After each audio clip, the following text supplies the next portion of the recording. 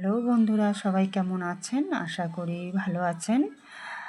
তা কালকে বাজার থেকে একটা বকুলি কিনে নিয়ে এসেছে। দেখুন বকুলিটা কত বড়, অনেকটাই বড় বকুলি।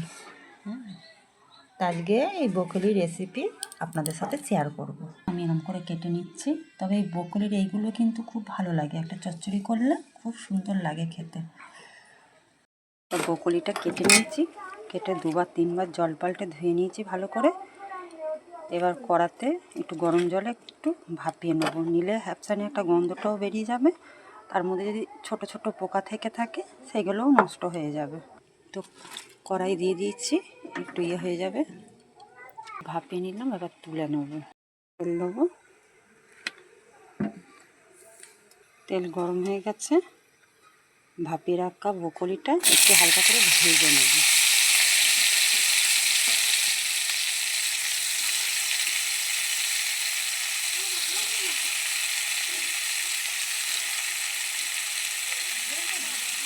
একটুখানি হালকা হালকা ভাজা হয়ে গেছে, এবার তুলে নেবো। খুব বেশি ভালো করে ভাজবো না, হালকা ভাজবো।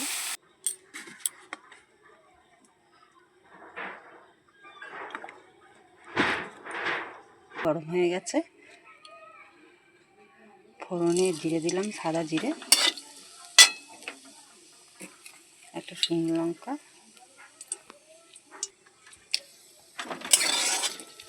ফোড়ন হয়েছে, ডুমো ডুমো করে রেখেছিলাম পেঁয়াজটা দিয়ে দিলাম। পেঁয়াজটা ভাজা ভাজা হয়ে গেছে, এবার মশলাটা দিয়ে দেবো, বেটে রাখা মশলাটা। তো বেটে রাখা মশলাতে আছে আদা বাটা, রসুন বাটা, জিরে বাটা, একটু পেঁয়াজ বাটা, আর লঙ্কার গুঁড়ো, শুকনো লঙ্কার গুঁড়ো, হলুদ, পরিমাণ মতন নুন দিয়ে এটা দিয়ে দেবো। মশলাটাকে কষিয়ে নেবো, দিয়ে মশলাটাকে একটু কষিয়ে নেবো। মশলাটা আমাদের কষানো হয়ে এসেছে, মশলা থেকে একটা তেল ছেড়েছে। এবার একটু সিদ্ধ করে রাখা আলুটা দিয়ে দেবো। একটু সিদ্ধ করে নিয়েছিলাম, আপনারা চাইলে সিদ্ধ নাও করতে পারেন, আমি একটু সিদ্ধ করে নিয়েছি। তো আমাদের কষানো হয়ে গেছে, মশলা দিয়ে আলুটা একটু কষিয়ে নিলাম। এবার দিয়ে দেবো জল, পরিমাণ মতন জল দিয়ে দেবো।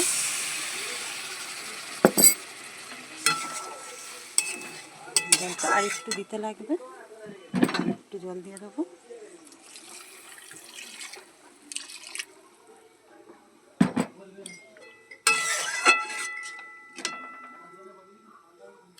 দিয়ে চাপা দিয়ে দেবো কিছুক্ষণের জন্য। তরকারিটা ফুটছে, এবার আমি বকুলিটা দিয়ে দেবো।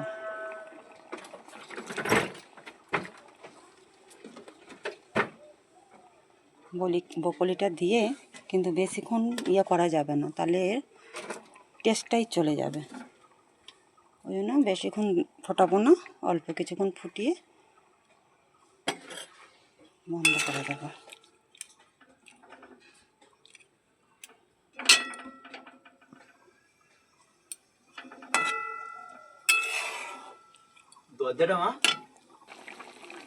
কেটে রাখা টমেটোটা একটু করে ছড়িয়ে দিলাম ওপরে ওপরে। এটা ঘাঁটবে না, অথচ সিদ্ধ হয়ে যাবে, এটা ভালো লাগবে দেখতে। কত সুন্দর একটা কালার হয়েছে। এবার একটু ধনেপাতা কুচি দিয়ে দিলাম। বকলির রেসিপি আমাদের রেডি হয়ে গিয়েছে, কালারটাও খুব সুন্দর হয়েছে। তো এবার নামিয়ে নেব। বকলির রেসিপিটা আমাদের রেডি হয়ে গিয়েছে। তো কে কে খেতে ভালোবাসেন কমেন্ট করে জানাবেন। আর রেসিপিটা যদি ভালো লেগে থাকে একটা লাইক, কমেন্ট বা বন্ধুদের সাথে শেয়ার করে দেবেন, দিয়ে পাশে থাকবেন।